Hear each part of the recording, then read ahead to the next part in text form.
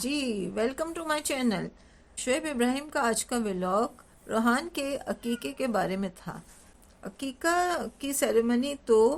بچے کی پیدائش کے 1 ویک کے بعد کی جاتی ہے، لیکن یہاں تو 1 مہینے سے زیادہ ہو چکا ہے روحان کو پیدا ہوئے، لیکن اس وقت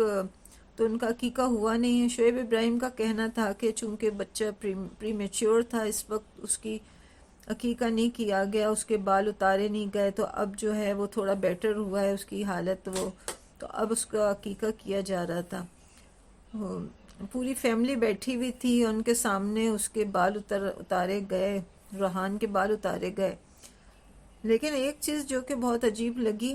کہ سنی اور ریحان وہ پورے سین میں نہیں تھے۔ سارے فیملی ممبرز بیٹھے تھے، جن کے ابا اور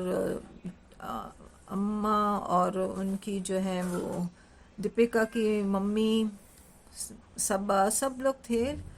جبکہ دیو بھائی بھی تھے، لیکن سنی اور ریحان کا کچھ پتہ نہیں تھا۔ اب آپس میں ان کے کوئی ریلیشن میں کچھ خرابی ہو گئی ہے، کچھ آپس میں لڑائی چل رہی ہے، یہ کچھ نہیں پتہ، لیکن یہ چیز بڑی سٹرینج تھی۔ پھر شعیب ابراہیم اور دیپیکا نے بہت دیر تک روحان کی ویکسینیشن کی ڈیٹیلز بتائیں، اور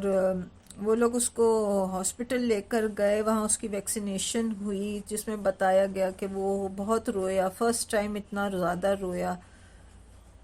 تو ایسے میں انہیں چاہیے تھا کہ وہ اپنے کسی ممی یا شعیب کی امی کو وہ لوگ اپنے ساتھ لے جاتے تو زیادہ بہتر تھا،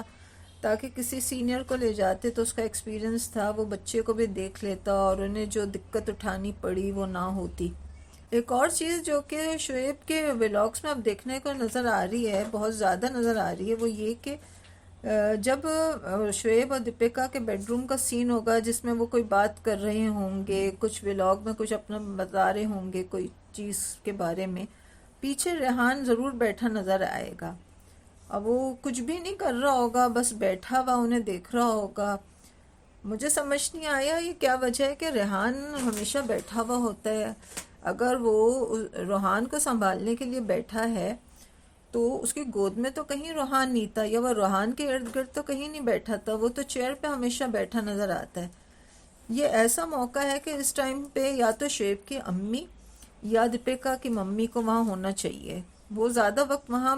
ٹائم پاس کریں، وہاں پہ بچے کے ساتھ وہاں رہیں، اس کو دیکھیں، کیونکہ ایسے میں نانی یا دادی کا ہونا وہاں بہت ضروری ہوتا ہے، اور ان کا دل بھی ہوتا ہے کہ وہ اپنے نواسے یا پوتے کو وہاں دیکھیں، لیکن وہاں کبھی وہ لوگ نظر نہیں آئے۔ ہمیشہ وہاں ریحان بیٹھا ہوتا ہے، رضا بھی نظر نہیں آئی کبھی بھی، صرف ریحان وہاں بیٹھا ہوا ہوتا ہے فار نو ریزن، جبکہ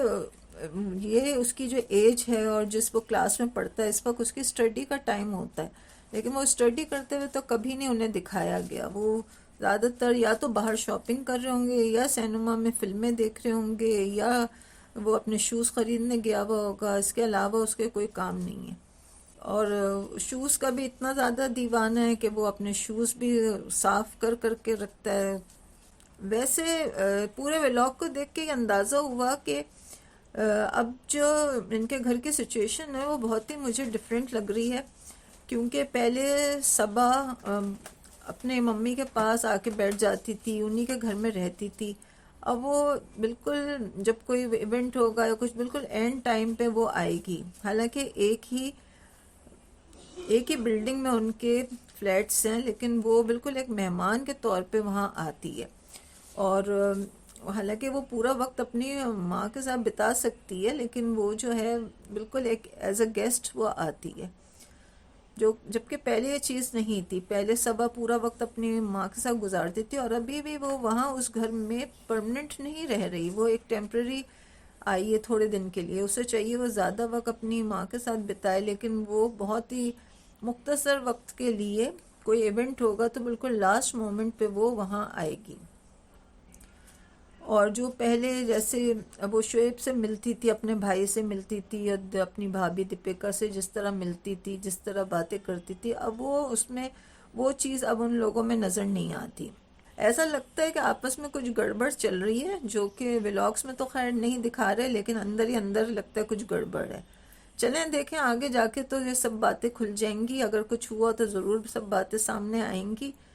اگلی ملاقات تک کے لیے اجازت، اوکے بائے۔